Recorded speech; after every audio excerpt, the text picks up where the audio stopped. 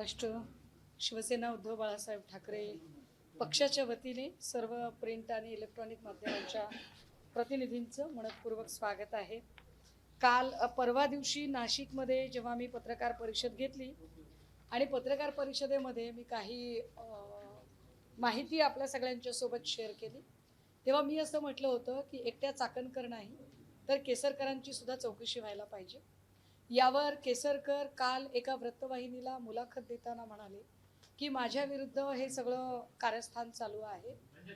केसरकरांनी काल अशीही पुष्टी जोडली की गुवाहाटीला जाण्यासाठी आणि त्यानंतर आल्यावर मी माझ्या पक्षासाठी जे काही केलं त्यामुळे माझ्यावर तो राग होता आणि तो राग व्यक्त करण्यासाठी या पद्धतीने शिवसेना युबीटीचे लोक विशेषतः सुषमा अंधारे, राऊत साहेब हे सगळे माझ्यावर तुटून पडत आहेत, blah blah blah blah blah. त्या सगळ्यांची उत्तरं एकदा दिली पाहिजेत। मुद्दा क्रमांक 1, जेव्हा केसरकर असं म्हणतात की माझ्या विरोधात कट कारस्थान आहे, तेव्हा मला हा गंभीर आरोप वाटत नाही, मला हे अत्यंत बालिश आणि हास्यास्पद वाटतं। एक दुसरं असं केसरकर म्हणतात की 39 लोक गेले, मला एकट्यालाच का टार्गेट करताय, याचा अर्थ केसरकर हे स्वतः मान्य करतात की होय मी खरातशी संपर्कात होतो, हे ते स्वतःच मान्य करतात। मुद्दा क्रमांक 3, जेव्हा केसरकर असं म्हणत आहेत की माझ्या विरोधात एक कारस्थान करण्याचा प्रयत्न केला जातोय कारण मी शिंदेंचा विश्वासपात्र आहे। केसरकर खरं तर मला याच्यावर जायचं नाहीये कारण मला मुद्दा अजिबात डायव्हर्ट करायचा नाही, पण तुम्ही जर खरंच विश्वासपात्र असतात तर तुम्ही आता मंत्रिमंडळात राहिला असतात। तुमचा जर परफॉर्मन्स चांगला असता तर तुम्ही मंत्रिमंडळात राहिला असतात। ज्या अर्थी तुम्हाला मंत्रिमंडळातनं डिच केलेलं आहे त्या अर्थी तुम्ही किती विश्वासपात्र आहात किंवा तुमच्या कार्याचा आलेख किती वाखाणण्यासारखा आहे हे माझ्यापेक्षा अधिक श्री एकनाथ शिंदे यांना जास्त माहीत आहे। आता पुन्हा मुद्द्यावर, केसरकर असं म्हणत आहेत की मी तिकडे गेलो पण माझ्या कार्यालयात कुणी आलं नाही। मी कधी म्हटलं तुमच्या कार्यालयात कुणी आलं? केसरकर म्हणतात माझी चौकशी का करायची नाही, तर मग मी सगळ्यांचा भांडाफोड करेन। मी या पत्रकार परिषदेमध्ये आपल्या सगळ्यांच्या समोर, सगळ्या चॅनल्सच्या समोर मी अपील करते, आवाहन करते की केसरकर एकदा भांड फोडाच एकदा भांड। ही जी कोणी 39 नावं आहेत ना, ती 39 नावं येऊ देत। जे कोणी 8-9 मंत्री आहेत ते येऊ देत, जे कोणी 2-3 पोलीस ऑफिसर आहेत ते येऊ देत, जे कोणी ब्युरोक्रेट्स त्याच्यामधले जे प्रशासकीय अधिकारी आहेत त्यांची नावं येऊ देत, आणि केसरकर हे तुम्हीच सांगू शकता। केसरकर म्हणतील मला का बरं टार्गेट करताय, तर मी टार्गेट करत नाहीये। मी काल काही फोटोज दाखवले होते आणि ते फोटो दाखवताना मी असं म्हटलं होतं की हा MIDCच्या गेस्ट हाऊसवरचा फोटो आहे जो मी परवा दिवशी पण दाखवला होता। या फोटोला आता मला माहीत नाही की तुम्हाला किती इथे झूम करता येईल, मी याला एक सर्कल केलेला आहे आणि हा माणूस जर नीट बघितला आपण, पिवळा शर्ट घातलेला, चष्मा असलेला हा माणूस आहे। हा माणूस प्रत्येक फोटोमध्ये दिसतो। केसरकर म्हणतात की मला का तुम्ही टार्गेट करताय? हा माणूस केसरकरांच्या सोबत काय करतोय याचं उत्तर केसरकरांनी दिलं पाहिजे। हा माणूस एका ठिकाणी नाही, एक महत्त्वाची मीटिंग चालू होती जी MIDC मध्येच होती, या मीटिंगमध्ये पण हा माणूस इथे दिसतोय, हा मीटिंगमध्ये दिसतोय। एवढंच नाही, मी जो चाकणकरांचा सगळ्यात आधी पहिला व्हिडिओ शेअर केला होता ज्याच्यामध्ये चाकणकर खरातची पाद्यपूजा करत होत्या, तेव्हा खरातची पाद्यपूजा चालू असताना खरातच्या बाजूला बसलेला जो माणूस आहे तो हाच माणूस आहे। हा माणूस कोण आहे? हा का सारखा सारखा दिसतो? हा माणूस चाकणकरचा का सत्कार करतोय, कशासाठी करतोय? चाकणकरांचे फक्त शिवनिका ट्रस्टशी संबंध होते? मग चाकणकर MIDCतल्या स्टाईस असोसिएशनचा प्रमुख, याचं नाव आहे मनकर्ण एकनाथ आवारे। मी नामकर्ण मी पुन्हा एकदा ते नाव सांगते, याचं नाव आहे नामकर्ण एकनाथ आवारे। कोण आहे हा नामकर्ण एकनाथ आवारे? जी माहिती मिळते त्या माहितीनुसार हा जगदंब पतसंस्थेचा प्रमुख आहे। जगदंब पतसंस्थेचा प्रमुख तुमच्यासोबत काय करत होता केसरकर, तुम्ही सांगा मला। मी हे समजू शकते केसरकर की तुम्ही त्यांना आध्यात्मिक गुरु वगैरे मानला असेल, सॉरी आध्यात्मिक हा शब्द खूप मोठा आहे, तुम्ही त्यांना गुरु मानला असेल, कुठल्या वेगवेगळ्या छाछू म्हणतो का फोरमध्ये गुरु मानला असेल तुम्ही, पण तुम्ही जे काही गुरु मानलेला आहे त्या गुरुसोबत तुम्ही मंदिरात दिसणं मी समजू शकते, तुम्ही त्याच्या पाया पडणंही मी समजू शकते, पण हा माणूस इथे काय करतोय खरातांच्या सोबत? हा जगदंब पतसंस्थेचा हा नामकर्ण एकनाथ आवारे काय करतोय हा प्रत्येक ठिकाणी आहे. हा अतुल सावेंच्या सोबत पण आहे बरं का. जो अतुल सावेंचा फोटो आहे ज्याच्यामध्ये खरात पण आहे, प्रत्येक वेळेला खरातच्या ज्याला म्हणतो ना आपण बाये हात का, तो माझा उजवा डावा हात आहे, तसा लेफ्ट अँड राईटला हा माणूस काय करतोय जो अजूनही रेकॉर्डवर आलेला नाही. मी आजच्या पत्रकार परिषदेत मी या माणसाला रेकॉर्डवर आणते. हा नामकर्ण एकनाथ आवारे जो जगदंब पतसंस्थेचा प्रमुख आहे, जो स्टाईस सोबत काम करतो. स्टाईस काय आहे तर सिन्नर MIDC मध्ये जी कर्मचारी अधिकाऱ्यांचं जे असोसिएशन आहे त्याला स्टाईस असोसिएशन असं म्हणतात. हा स्टाईस असोसिएशनशी संबंधित आहे. मी का याचं नाव पुन्हा पुन्हा काढते याचं कारण मी सांगितलं पाहिजे. जी माहिती मी काल दिवसभर परवाला इथं येऊन दिवसभर घेत होते, मला खूप लोक म्हणाले की तुम्ही मिरगावच्या फार्म हाऊसला जाणार का, हे असले स्टंटबाजी करण्यात मी इंटरेस्टेड नाही. उगाच कुठेतरी जायचं, फोटो सेशन करायचं, काहीतरी व्हिज्युअल्स करायचे, असल्या स्टंटमध्ये इंटरेस्टेड नाही. मला टू द पॉइंट काम करायला आवडतं. या नामकर्ण एकनाथ आवारेची जेव्हा माहिती घेतली, विशेषतः संगमनेरमध्ये असेल, सिन्नरमध्ये असेल, सिन्नरच्या आजूबाजूच्या वाड्या असतील तिथे असेल, जेव्हा याची माहिती घेतली तेव्हा असं लक्षात येतं, लोक दबक्या आवाजात सांगतात की अनेक बड्या नेत्यांचे, अधिकाऱ्यांचे, कर्मचाऱ्यांचे पैसे ब्लॅकचे व्हाईट करायचं काम हा जगदंब पतसंस्थेमार्फत करत होता. खरं की खोटं पोलिसांनी तपासावं, पण याला रेकॉर्डवर आणणं गरजेचं आहे. अनेक लोकांचे ब्लॅकचे पैसे व्हाईट करण्याचं काम हा माणूस करतो. हा जगदंब पतसंस्थेचा माणूस आहे. हा माणूस केसरकरांच्या सोबत काय करतोय, आणि केसरकर तुमचं कार्यक्षेत्र शालेय शिक्षण मंत्री होतं. शालेय शिक्षण मंत्र्याचं एका पतसंस्थेच्या प्रमुखासोबत काय बोलणं चाललंय, कशासाठी हा माणूस तुमच्यासोबत सारखा सारखा आहे, या माणसाला आणि खरातला घेऊन तुम्ही कुठल्या आर्थिक व्यवहाराबद्दल बोलत आहात, याचं उत्तर केसरकर तुम्ही द्यावं लागेल. तुम्ही असं उडवा उडवीची उत्तर देऊन नाही चालणार की माझ्या विरोधात कटकारस्थान. काय तुमचा माझा बांधायला बांध नाही, तुम्ही काही माझ्या केळी नारळाच्या बागा तोडल्या नाहीत, तुमचा माझा मतदारसंघ एक नाही, आणि तुमच्या आणि माझ्या वयामध्ये सुद्धा प्रचंड डिफरन्स आहे. तुम्ही माझ्या वडिलांच्या वयाचे आहात, त्यामुळे मी तुमच्यावर विनाकारण आरोप करण्याचं काहीच कारण नाही. या माणसाचा संबंध काय तो कळला पाहिजे. तुम्हाला 39 लोकांचा भांडाफोड करायचा आहे, जरूर करा. 39चा भांडाफोड करा, 8 ते 9 मंत्र्यांचा भांडाफोड करा. याचा अर्थ तुमच्याकडे माहिती आहे. ज्या अर्थी तुम्ही म्हणताय की मी भांडाफोड करेल, त्या अर्थी केसरकर तुमच्याकडे माहिती आहे, आणि असलेली माहिती तुम्ही दडवून ठेवताय, हा खूप मोठा गुन्हा आहे. या अर्थाने तुम्ही गुन्हेगार ठरताय, तुम्ही स्वतः मान्य करताय, हे सगळं तुम्हाला सांगावं लागेल. हा माणूस सगळीकडे दिसतोय. 3च माणसं पुन्हा पुन्हा का दिसतात, इथे परत मी सर्कल केलंय नामकर्णला. बघा, चाकणकर, केसरकर, खरात, आणि चौथा माणूस आहे नामकर्ण.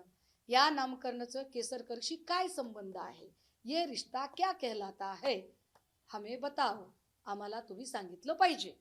हे बरं, हे बघा इथं तर एकदम पर्सनल मीटिंग चालू आहे, अतिशय पर्सनल मीटिंग आहे.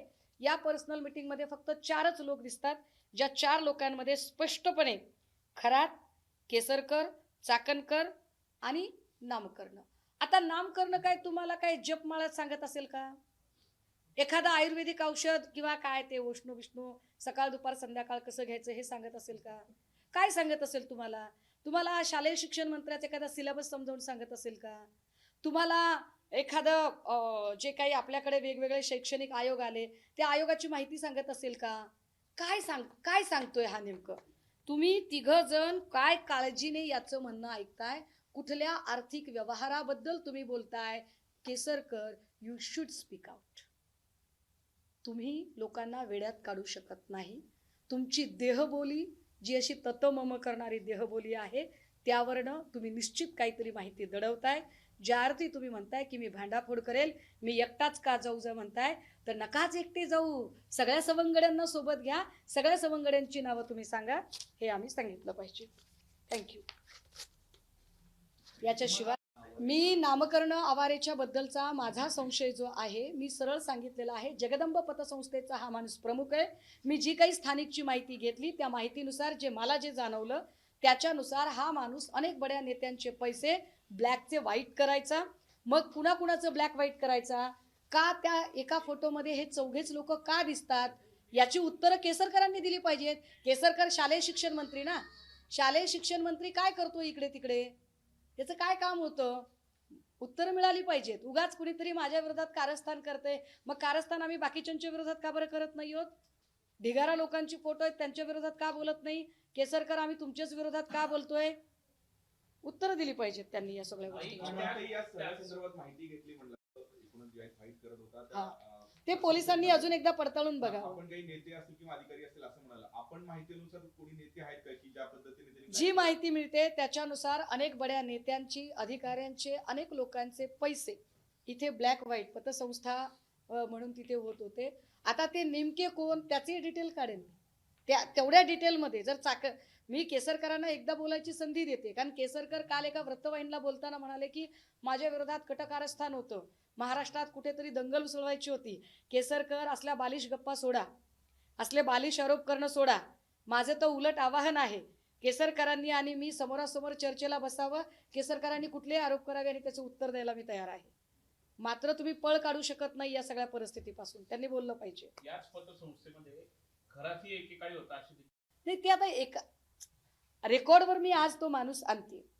आज हा माणूस मी महाराष्ट्राला सांगते की नामकर्ण एकनाथ आवारे कोण आहे, जगदंब पतसंस्था काय आहे, या माणसाचा या सगळ्यांशी, तो चौघांचा फोटो द्या, या माणसाचा या लोकांशी नेमका काय संबंध आहे, पुन्हा पुन्हा हा माणूस का दिसतो. जर अध्यात्माशी संबंध, फक्त धर्मगुरू काय जे असेल ते, जर गुरु फक्त मानत असतील केसरकर, तर तर केसरकरांच्या सोबत खरात दिसलं पाहिजे. हा का दिसतोय पुन्हा पुन्हा, हा काय समजावून सांगतोय नेमकं, आणि हे चौघेच सारखे सारखे फ्रेम मध्ये का दिसतात? काहीतरी असेल ना. ही मी पुन्हा पुन्हा म्हणते, फक्त महिला लैंगिक शोषण एवढ्यापुरती या प्रकरणाची व्याप्ती नाही. याची व्याप्ती त्यापेक्षा अधिक एका मोठ्या आर्थिक उलाढालीशी संबंधित आहे. ती आर्थिक उलाढाल काय आहे याचं उत्तर आपल्याला केसरकर देऊ शकतात, किंवा खरात देऊ शकतात, किंवा चाकणकर देऊ शकतात. मी जसं म्हटलं तसं मी ईओडब्ल्यूला यावर बोलणार आहे, ईओडब्ल्यूला मी लिहिणार आहे. पण तरी सुद्धा काल केसरकर फार बोलत होते म्हणून त्यांना उत्तर देणं गरजेचं आहे. आणि म्हणून मी विचारते की नामकर्ण एकनाथ आवारे बद्दल आता त्यांनी बोललं पाहिजे. एसआयटीला तुम्ही पुरावे देणार याबाबत? एसआयटीकडे पुरावे देणार तुमच्याकडे? मी काल दिले ते. माझ्याकडची जी एवढी माहिती होती तेवढी सगळी मी काल एसआयटीला सुपूर्द केलेली आहे. मला ज्या ज्या लोकांबद्दल वाटत होतं ती सगळी नावं मी एसआयटीला कळवलेली आहेत. ज्या ज्या अधिकाऱ्यांबद्दल वाटत होतं अगदी डिपार्टमेंट सहित मी तीही नावं एसआयटीला दिलेली आहेत. एसआयटी कडून मला अपेक्षा आहेत की या लोकांची, म्हणजे यांना कुठलेही मंत्रिपदाचे किंवा आमदारकीचे प्रिव्हिलेज न देता या लोकांच्या चौकशा झाल्या पाहिजेत. कारण हा एक धडा गेला पाहिजे की महाराष्ट्रातल्या लेकी बाळी अत्यंत सुरक्षित आहेत, त्या सुरक्षित राहू शकतात, वावरू शकतात. यासाठी ह्या अशा पद्धतीच्या प्रवृत्तींना चाप बसला पाहिजे. हे नेमकं काय, कशासाठी हे चौघे आले होते, या फोटोचं रहस्य काय आहे ते त्यांनी सांगितलं पाहिजे एकदा. तुम्ही परवाच्या दिवशी जे मुद्दे उपस्थित केले त्यांना उत्तर देताना केसर ज्या पद्धतीने बोलत होते त्या बोलण्याचा रोग किंवा एकूणच निष्कर्ष ते एकटे या प्रकरणात नाहीये आणि ही लोक आहेत असा सांगण्याचा त्यांनी एकूण प्रयत्न केला असं आपल्याला वाटतं का? नाही, ते म्हणालेच ना की मी एकटा कुठे, 39 लोक होते, मलाच एकट्याला का टार्गेट करताय, आणि जर असं केलं तर मी सगळ्यांचंच भांडं फोडेन. तर मी तर फोडा म्हणते, फोडा फोडा, पटकन फोडा, दहीहंडी फोडल्यासारखं एकदा भांडं फोडूनच टाका. एकदा कळू देत की कोण कोण आहेत ते सगळे. कारण काल मी पुन्हा एक नवा फोटो बघितला, काय त्या सांगोल्याच्या दीपक आबांचा फोटो बघितला. बरं, त्याही फोटोत पुन्हा खरात दिसतात, चाकणकर दिसतात, त्याही फोटोमध्ये हा माणूस दिसतो. हे फार विशेष आहे. त्यामुळे या नामकरणाचं काय नेमकं रहस्य आहे ते कळलं पाहिजे. नामकरण आवारे हे 2023 पर्यंत शिवनिका संस्थानचे ट्रस्टी ते सरचिटणीस होते. अनेक जे खरेदी विक्रीचे व्यवहार झाले शिवनिका ट्रस्टचे त्याच्यावरती देखील त्याचं नाव आहे. दुसरीकडे ते सिन्नर सहकारी जे औद्योगिक वसाहत आहे तिथे देखील ते चेअरमन आहे. आणि त्यांचं म्हणणं असं आहे की तुम्ही अगोदर जेव्हा आरोप केला होता त्यांचं म्हणणं असं आहे की जे कोणी मंत्री या रस्त्याने जातात तर त्यांना मी तिथे भेटायला घेऊन जात होतो आणि मग ते फोटो मी त्यांच्याबरोबर काढले. अरे वा वा वा वा. मग काय यांनी काय पानपोळी टाकली होती, येणाऱ्या जाणाऱ्यांना पाणी पाजवत होते? पण ही चांगली गोष्ट आहे की तुम्ही एवढी अधिकची माहिती दिली की ते शिवनिका ट्रस्टवर होते, ते औद्योगिक संस्थेशी संबंधित आहेत आणि ते जगदंब संस्थेशी संबंधित आहेत. पण ते सारखे सारखे या फ्रेममध्ये दिसतात. एखादा कॅबिनेट मिनिस्टर एका माणसाला इतका निवांत वेळ देऊ शकतो का? एखादा कॅबिनेट मिनिस्टर इतका निवांत वेळ का देतोय? त्याचं काम धाम सोडून इथे वेळ का देतोय तो? औद्योगिक सहकारी संस्थेमध्ये सिन्नरच्या MIDCत येऊन का बसतो हा माणूस? केसरकरांचं असं नेमकं काय काम होतं? काय आजूबाजूला एखादी साखर शाळा उभी करायची होती, वस्ती शाळा उभी करायची होती, एखादा शैक्षणिक उपक्रम होता, नेमकं काय विषय होता? याचं उत्तर केसरकर अधिक चांगलं देऊ शकतात. बाकी नामकरणाची उत्तरं काय घ्यायची ती पोलीस ठरवतील. नाहीतरी पोलिसांनी आज माझ्या माहितीप्रमाणे आजी माजी लोकांना सगळ्या शिवनिकाच्या समन्स बजावलेलं आहे. ताई केसरकर ज्यावेळेस शिर्डीला येत होते दौऱ्याला शिवनिका संस्थांमध्ये यायचे. आम्ही सुद्धा त्यांच्या बातम्या कव्हर केलेल्या आहेत आणि नामकरणावर यांनी असं म्हटलंय की एकूणच खरात यांचे सगळे उद्योग बघून मी 2-3 वर्षांपासून त्यांच्यापासून दूर झालोय. त्यांच्या संस्थांमधून मी राजीनामा दिलाय आणि माझ्या पतसंस्थेतून पण त्यांनी राजीनामा दिला. आमचे संबंध संपलेले आहेत. परंतु केसरकरांचा काळ हा मागच्या 3 वर्षाचा काळ आहे, हे लक्षात घ्या. केसरकरांचा काळ जर असं म्हणत असतील आवारे तर केसरकर शिक्षण मंत्री होते ते मागच्या 3 वर्षातच होते, कारण माणसं मंत्री झाल्यावरच कोट जास्त घालतात. केसरकरांच्या सोबतचा मंत्री असतानाच्या कार्यकाळातला फोटो आहे, याची सॉफ्ट कॉपी माझ्याकडे आहे. त्या सॉफ्ट कॉपीचे डिटेल्स काढले की तो फोटो किती तारखेला किती वाजता काढला हे सुद्धा टायमिंग निघतं. त्यामुळे याच्यामध्ये ते लपवाछपवी करू शकत नाहीत. त्याची उत्तरं पण मी आवारेला आता प्रश्नच विचारत नाही, मी प्रश्न आता केसरकरला जास्त विचारते. तुम्ही जे फोटो दाखवत आहात ते एकाच दिवशीचे म्हणा किंवा एकाच कार्यक्रमाशी संबंधित आहे का? प्रश्न विचारायचं कारण असं की आवारेंचं असं म्हणणं आहे की एका कार्यक्रमासाठी ते सिन्नरमध्ये आले, ते चेअरमन आहेत, तुम्ही जे संस्था सांगता ते अध्यक्ष होते, त्या मानाने त्यांना तिथे बोलवलेलं होतं असं त्यांचं म्हणणं आहे. चांगली गोष्ट आहे ना. माझा प्रश्न असा आहे, आपल्याकडे जे फोटो आहेत ते वेगवेगळ्या कार्यक्रमाचे वेगवेगळ्या दिवशीचे आहेत, ज्या पद्धतीने माझा साधा प्रश्न आहे की असा काय विषय आहे की चौघेच बोलत आहे याचा ते त्यांना गुरु मानत होते. केसरकर त्यांच्याकडे काहीतरी धार्मिक पूजा श्रद्धा म्हणून जात होते, हे ठीक आहे. इथे काय करत आहे हा काय समजावून सांगत आहे, कोणता प्रोजेक्ट, कोणत्या उपक्रम, कोणतं फायनान्शियल डील काय आहे नेमकं, एवढा साधा प्रश्न आहे माझा. त्या प्रश्नात आणि याच्यामध्ये हे चौघेच का दिसत आहे? शालार्थ आयडी घोटाळा मोठ्या प्रमाणात नाशिकमध्ये झाला गेल्या 10 वर्षांमध्ये. त्यावेळेस त्या केसरकरांच्या माध्यमातून अनेक शालार्थ आयडी हे घरातने मंजूर करून घेतले असे बोलले जाते. अनेक शाळांच्या मान्यता, तुकड्यांच्या मान्यता या काळामध्ये ते घरातने स्वतः इंटरफेअर करून घेतले असंही बोललं जातं. बघा दादा, आपण तुम्ही काय किती चांगले पत्रकार आहात तुम्ही सगळे की तुम्हीच एवढी सगळी माहिती देताय. ही आनंदाची गोष्ट आहे की खरातच्या माध्यमातनं एवढे सगळे म्हणजे जो शालार्थ आयडी घोटाळा झाला त्याच्यानुसार त्याच्यात काय तुकड्या वाढवून मिळाल्या, काय पटसंख्या, मंजुरी, ह्या सगळ्या गोष्टी. आता पत्रकारांनाच जर एवढ्या सगळ्या गोष्टी माहिती आहेत तर मग तर अजून काय कामच झालं. येस, ओके, हां बोला. 2019 साली नरेंद्र हेटे नावाचे एक उद्योजक आहेत, जे अनेक कंपन्यांमध्ये भागीदार देखील आहेत. त्यांनी एक त्या शिवनिका ट्रस्टच्या समोरची 5 एकर जागा खरेदी केली त्या एका शेतकऱ्याकडनं, ज्याची किंमत त्यावेळी 16 लाख होती, त्यांनी 24 लाखाला दाखवली आणि 2 महिन्यातच ती या बाबाला दान केली. त्यावेळेस ती किंमत 32 लाख दाखवली गेली.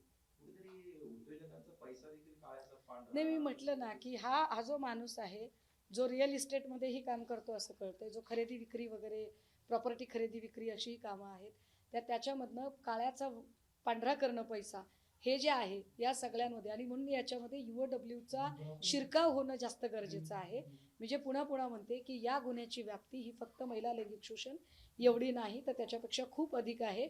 त्यामुळे ED UOW आर्थिक गुन्हे शाखेचा यामध्ये समावेश होणं आणि आर्थिक गुन्हे शाखेकडून या सगळ्या गोष्टींचा तपास होणं ते सुद्धा गरजेचं आहे. आणि केसरकरांची यामध्ये या कारणामुळे हे काय खरं काय खोटं याची सगळी तपशिलातली उत्तरं आली पाहिजे. पोलीस तपासामध्ये खरातने असं म्हटलंय की त्याला आठवत नाही की त्याने किती, हे किती वाईट आहे, किती लाजीरवाणी. आणि तरीही गृहमंत्री शाबासकी आणि स्वतःचीच पाठ थोपटून घेत आहेत की मी सगळं बाहेर काढलं. मुळात प्रश्न हा आहे की इतकी वर्ष तुम्ही सगळे गप्प का बसलात? 2.5 वर्षांचा अपवाद वगळता 7.5-8 वर्ष तुम्हीच गृहमंत्री आहात तर तुम्ही शांत का बसलात? त्याच्यावर माझं परवा पण बोलून झालेलं आहे. तरी आपण जेव्हा नाशिकला आला त्यावेळेस 8 गुन्हे दाखल झाले होते, अजून 2 गुन्हे वाढलेले आहेत. अजूनही काही महिला समोर येऊन आज आपण आलाच आहात नाशिकला, काही या संदर्भात माहिती किंवा आणखी याच्यामध्ये अजून खूप जास्त गुन्हे दाखल होतील आणि जी माहिती आम्हाला त्याही दिवशी मिळाली होती त्याच्यानुसार तब्बल म्हणजे ज्या लोकांनी व्हिडिओज व्हायरल केले वाईट पद्धतीने तर ते चुकीचं आहे. हे पुन्हा एकदा मी सांगेल, असे व्हिडिओ कोणी व्हायरल करू नये. काही ठिकाणी तर व्हिडिओ ब्लर करण्याच्या ऐवजी आहेत तसे ते व्हायरल केले गेले, हे वाईट आहे. कुणाची लेखमाता असेल तर त्यांच्या इब्रतीचं रक्षा झाली पाहिजे. तरीसुद्धा पोलिसांनी त्यांच्याकडून तब्बल 197 साईट्स डाऊन केलेल्या आहेत आणि असे व्हिडिओ व्हायरल करणाऱ्यांवर अजून गुन्हे दाखल होऊ शकतात. त्यामुळे व्हिडिओ व्हायरल करणाऱ्यांनी ती गोष्ट नीट लक्षात घेतली पाहिजे. हा एक भाग. दुसरं असं की त्या दिवशी 8 होते, आता परत 2 गुन्हे दाखल झालेत. माझ्या माहितीप्रमाणे अजून 2 ते 3 गुन्हे येणाऱ्या 2 दिवसात पुन्हा दाखल होतील. कारण हळूहळू जेव्हा एकदा त्या सगळ्यांना विश्वास मिळेल की नाही आम्हाला न्याय मिळणार आहे आणि खऱ्या अर्थानं सकारात्मकतेनं हा तपास सगळा पुढे जाणार आहे, तेव्हा निश्चितच अनेक पीडित पुढे येतील. कारण आज चाकणकरांना सुद्धा समन्स बजावल्याची माहिती आपल्याच माध्यमातून पुढे येते. त्यामुळे चाकणकरांच्या चौकशीतनं सुद्धा बऱ्याच गोष्टी पुढे येतील. तपास योग्य पद्धतीने चालू असं वाटतंय का? मी त्याच्यावरती परत एकदा सांगते की SITला आत्ता जरी ती 14-15ला एस्टॅब्लिश झाली असली तरी 19ला 18 किंवा 19ला त्यांनी चार्ज घेतलेला आहे. त्याच्यामध्ये 19ला गुढीपाडवा होता, मध्येच रामनवमीची सुट्टी होती, पुन्हा शनिवार रविवारची सुट्टी होती. त्यामुळे SITला कामासाठी मिळालेले दिवस तसे 4-5च दिवस आहेत.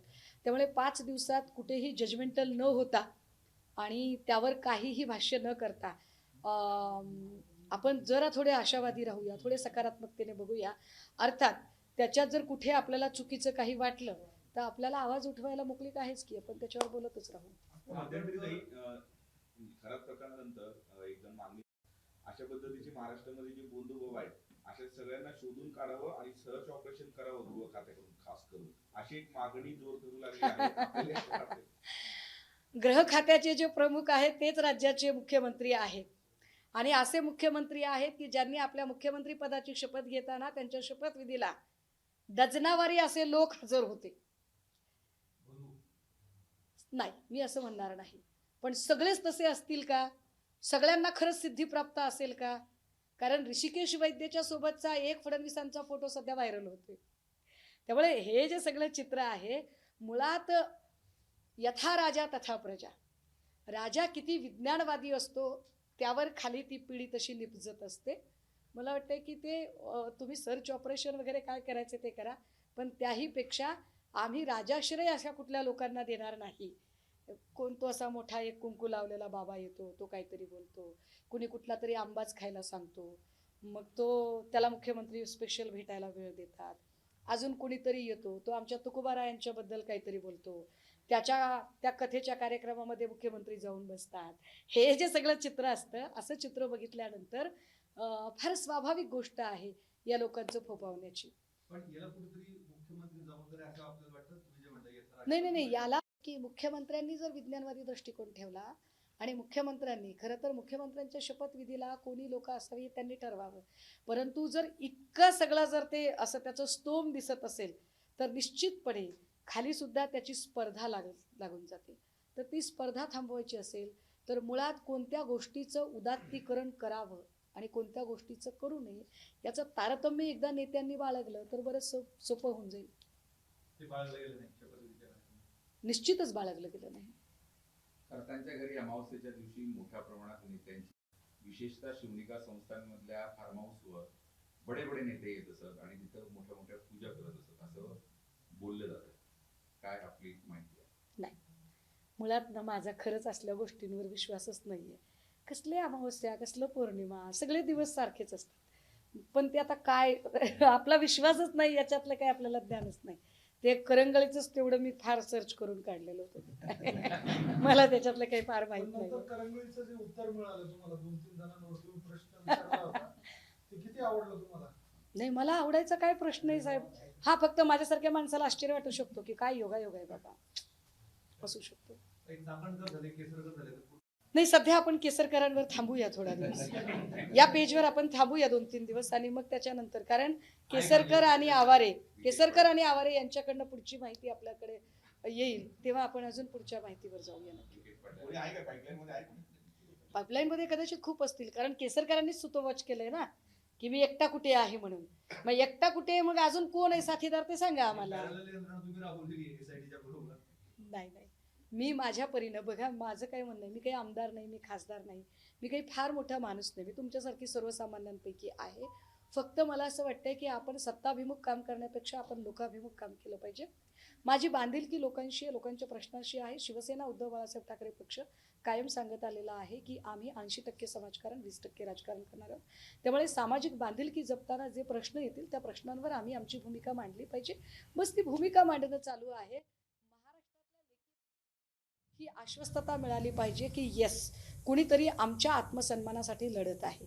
एकदा तो विश्वास आपण मिळवला तर मला वाटतं आमदारकी खासदारकीपेक्षा सुद्धा खूप मोठी गोष्ट आहे ती. आजचं तुमचं व्याख्यान आहे अध्यात्म राजकारण ते जोडून आहे की काय योगायोग म्हणजे तुम्ही ऐकायला या ना दादा, नवीन अध्याय तुम्ही तेच म्हटलं ऐकायला या निश्चितपणे काहीतरी. कारण आता मलाही खूप दिवस झालेत व्याख्यान करून. मी आता किती वर्ष झालं मी बोलणं सोडलेलं आहे. म्हणजे इकडे बोलतेय तुमच्या सगळ्यांशी, परंतु एक असं लयबद्ध बोलणं माझं मी बऱ्याच दिवसांपासून थांबवलेलं आहे. त्यामुळे आज मी जे काही बोलणार आहे ते निश्चित तुम्ही ऐकायला यावं, तुम्ही सगळ्यांनी यावं. तुमच्या सगळ्यांना निमंत्रण आहे सादर. एक वेगळा प्रश्न आहे. अकोला जिल्ह्यातील अन्वी मिर्झापूर रांगेमध्ये एका वृद्धाचा मृत्यू झालेला आहे आणि तो माजी सरपंच आहे. माजी सरपंच शिरसाट यांचा काल ते रांगेमध्ये होते. त्यांना उष्माघाताचा त्रास झाला, चक्कर आहे आणि ते चक्कर येऊन पडलेले असतानाच त्यांना जेव्हा उचलायचा प्रयत्न केला तेव्हा त्यांना मृत घोषित केलं गेलं होतं. एकीकडे सिलेंडरच्या रांगा लागत आहेत. मी किती वेळची निघालेली होती, मला वाटतं मला राहुल भाई यांनी फोन केला होता आणि तरीही मला यायला 3.5 ते 4 तास लागले. मला का उशीर लागला? कारण आम्ही प्रत्येक पंपावर जात होतो आणि डिझेल मागत होतो आणि डिझेलच नव्हतं. 4 पंपांवर आम्हाला डिझेल मिळालं नाही. 5व्या पंपावर आम्हाला अक्षरशः भांडाभांडी करून डिझेल घ्यावं लागलं. तर एकीकडे ही परिस्थिती आहे, पण तरीही जर सत्य स्वीकारायचंच नसेल भाजपला आणि हमीच कैसे चाणक्य हे सांगायचं असेल तर काय बोलायचं त्यांना की अरे किती गॅसची किल्लत आहे, किती डिझेलची किल्लत आहे, कशा पद्धतीने ही टंचाई निर्माण झाली आहे आणि यावरच्या तुमच्या उपाययोजना काय. खरात प्रकरण तर चालूच राहील, पण त्यासोबतच ज्या डेली नीड्स आहेत, दैनंदिन गरजांशी संबंधित जे प्रश्न आहेत त्याची उत्तरं सुद्धा तुम्हाला विचारली गेली पाहिजेत. शिरसाटचा मृत्यू हा सरकारच्या हलगर्जीपणाचा बळी आहे असं म्हटलं तर वावगं ठरणार नाही.